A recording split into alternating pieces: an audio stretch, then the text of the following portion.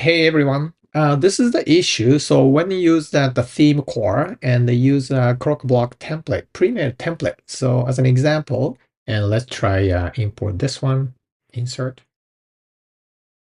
Now it doesn't insert at all. All right. In my experience, that the issue was because I didn't have elements. I didn't have necessary Jet plugins installed.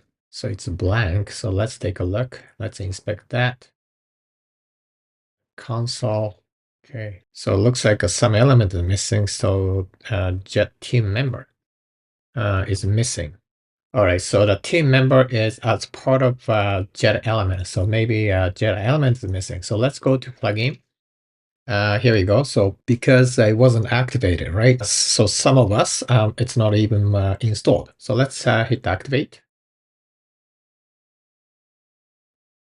Okay, so let's go back that. I'm gonna just refresh here, see what happens. Okay, so nothing. So let's try it again. I think this one is it. Okay, hit insert.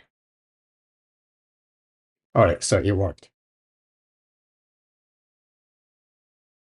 Yeah, I'm hoping that Croc team can put the specific error message that hey, this element is missing.